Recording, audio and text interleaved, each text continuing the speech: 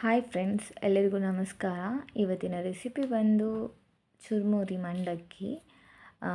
ನೋಡಿ ಫ್ರೆಂಡ್ಸ್, ನಾನಿಲ್ಲಿ ನಿಮಗೆ ವಿಡಿಯೋದಲ್ಲಿ ತೋರಿಸ್ತಿರೋ ಹಾಗೆ ಇಂಗ್ರೀಡಿಯೆಂಟ್ಸು: ಸಾಸಿವೆ, ಜೀರಿಗೆ, ಒಣಮೆಣ್ಸಿನ್ಕಾಯಿ, ಬೆಳ್ಳುಳ್ಳಿ 1 ಕಪ್ಪು, ಕಡಲೆಬೀಜ, ಹುರ್ಗಡ್ಲೆ. ಸೊ ಇದನ್ನೆಲ್ಲ ಒಂದು ಹತ್ರ ನಾನು ರೆಡಿ ಮಾಡಿ ಇಟ್ಕೊಂಡಿದ್ದೀನಿ. ಸೊ ಇವಾಗ ನೀವು ಒಂದು ಬಾಣಲಿಲಿ ಅದು ಬಿಸಿ ಆದ ನಂತರ ನೀವು ಒಂದು ಸ್ವಲ್ಪ ಆಯಿಲ್ ಹಾಕ್ಕೊಳ್ಳಿ. ಸೊ ಇದು ಆಯಿಲು ಬಿಸಿ ಆಗಬೇಕು, ಒಂದು 2 ಮಿನಿಟ್ಸು. ಸೊ ಇವಾಗ ನಾನು ಇಲ್ಲಿ ಸಾಸಿವೆ ಹಾಕೋತಾ ಇದ್ದೀನಿ. ಸಾಸಿವೆ ಮತ್ತು ಜೀರಿಗೆ ಎರಡು ಹಾಕ್ಕೊಳ್ಳಿ. ಇದೊಂದು ಸ್ವಲ್ಪ ಸಿಡಿಬೇಕು, ಹಾಗಾದ್ರೆ ಫ್ಲೇವರ್ ಕೂಡ ಚೆನ್ನಾಗಿರುತ್ತೆ. ನೋಡಿ ಫ್ರೆಂಡ್ಸ್, ನಾನಿಲ್ಲಿ ಒಂದು ಕಪ್ಪಲ್ಲಿ ಕಡಲೆ ಬೀಜನ ತೊಗೊಂಡಿದ್ದೀನಿ. ನಿಮಗೆ ಬೇಕಾಗಿರೋಷ್ಟು ನೀವು ಕಡಲೆ ಬೀಜನ ಇಲ್ಲಿ ಹಾಕೋಬೋದು. ಸೊ ನಾನು ನೆಕ್ಸ್ಟ್ ಇಲ್ಲಿ ಬೆಳ್ಳುಳ್ಳಿನ ಹಾಕ್ಕೊತಾ ಇದ್ದೀನಿ. 1 ಗಡ್ಡೆಯಷ್ಟು ನಾನಿಲ್ಲಿ ಬೆಳ್ಳುಳ್ಳಿನ ಹಾಕ್ಕೋತಾ ಇದ್ದೀನಿ. ನಾನು ಗ್ಯಾಸ್ನ ಸ್ಲೋ ಉರಿಯಲ್ಲಿ ಇಟ್ಟಿದ್ದೀನಿ.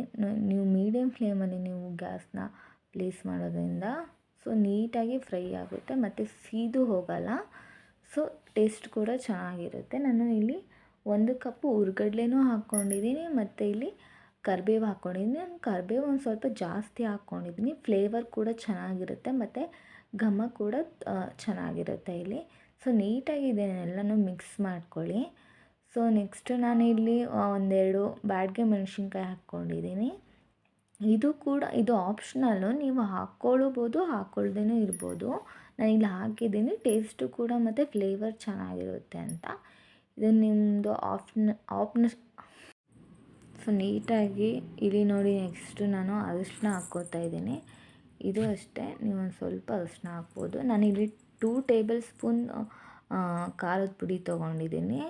ಇದು ನಿಮ್ಮ ಮನೇಲಿ ನಿಮ್ಮ ಖಾರ ಸ್ವಲ್ಪ ಜಾಸ್ತಿ ಇತ್ತು ಅಥವಾ ನಿಮಗೆ ಹೇಗೆ ಟೇಸ್ಟಿನ ಪ್ರಕಾರ ನೀವು ಇಲ್ಲಿ ಚಿಲ್ಲಿ ಪೌಡರ್ನ ಹಾಕ್ಕೋಬೋದು. ನಾನಿಲ್ಲಿ 2 ಟೇಬಲ್ ಸ್ಪೂನ್ನ ಚಿಲ್ಲಿ ಪೌಡರ್ ಹಾಕ್ಕೊಂಡು ನಾನಿಲ್ಲಿ ಎಲ್ಲನೂ ಮಿಕ್ಸ್ ಮಾಡ್ತಾಯಿದ್ದೀನಿ ಫ್ರೆಂಡ್ಸ್. ಇಲ್ಲಿ ನೋಡಿ, ನೀಟಾಗಿ ಅದು ಎಣ್ಣೆಯಲ್ಲಿ ಫ್ರೈ ಆಗಬೇಕು. ಈ ಥರ ಬಬಲ್ಸ್ ಬಂದಿರಬೇಕು.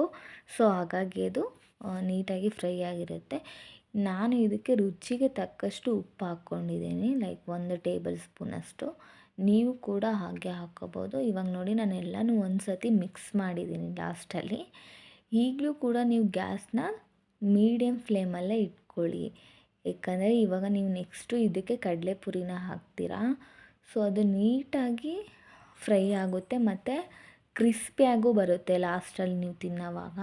ಇದು ಈವ್ನಿಂಗ್ ಟೈಮು ನೀವು ಸ್ನ್ಯಾಕ್ಸ್ ಆಗಿ ತಿನ್ಬೋದು, ಅಥವಾ ಯಾರಾದರೂ ಮನೆಗೆ ಗೆಸ್ಟ್ ಬಂದರೆ ಕ್ವಿಕ್ಕಾಗಿ ಮಾಡಿಕೊಡ್ಬೋದು. ಏನಪ್ಪ ಮಾಡೋದು, ಗೆಸ್ಟ್ ಬಂದಿದ್ದಾರೆ, ಏನಪ್ಪ ಕೊಡ್ಬೋದು ಅವ್ರಿಗೆ ಅಂತ ಯೋಚನೆ ಬಂದಾಗ ನೀವು ಈ ಥರ ಮನೇಲಿ ಏನಾದರೂ ಕಡಲೆಪುರಿ ಇತ್ತು ಅಂದರೆ ಮನೇಲಿರೋ ಇಂಗ್ರೀಡಿಯೆಂಟ್ಸ್ನ ನೀವು ಕ್ವಿಕ್ಕಾಗಿ 10 ನಿಮಿಷದಲ್ಲಿಗೆ ಈ ಥರ ಮಾಡಿಕೊಡ್ಬೋದು ಅವ್ರಿಗೆ. ಸೊ ಈ ಥರ ಎಲ್ಲ ಕಡಲೆಪುರಿ ಹಾಕಿದ ನಂತರ ನೀವು ಸ್ಲೋ ಉರಿಯಲ್ಲೇ ಇದನ್ನು ಎಲ್ಲನೂ ಮಿಕ್ಸ್ ಮಾಡ್ಕೊಳ್ಳಿ ಫ್ರೆಂಡ್ಸ್. ಇಲ್ಲಿ ನೋಡಿ ಫ್ರೆಂಡ್ಸ್, ನಾನಿಲ್ಲಿ ನೀಟಾಗಿ ಎಲ್ಲವನ್ನು ಮಿಕ್ಸ್ ಮಾಡ್ಕೊತಾ ಇದ್ದೀನಿ. ಈ ಥರ ಮಿಕ್ಸ್ ಮಾಡ್ಕೊಳ್ಳೋದ್ರಿಂದ ಆ ಕಡಲೆಪುರಿನೂ ಕ್ರಿಸ್ಪಿಯಾಗಿ ಬರುತ್ತೆ. ನೀವು ಈವ್ನಿಂಗ್ ಟೈಮಲ್ಲಿ ನೀವು ಟೀ ಜೊತೆ ಅಥವಾ ಕಾಫಿ ಜೊತೆ ಆರಾಮಾಗಿ ತಿನ್ಕೋಬೋದು. ನಾನಿಲ್ಲಿ ಸರ್ವಿಂಗ್ ಬೌಲಲ್ಲಿ ನಾನು ಹಾಕ್ತಾಯಿದ್ದೀನಿ. ಹೀಗೆ ವೀಡಿಯೋಸ್ ನೋಡ್ತಾ ಇರಿ, ಸಪೋರ್ಟ್ ಮಾಡ್ತಾಯಿರಿ. Thank you for watching friends.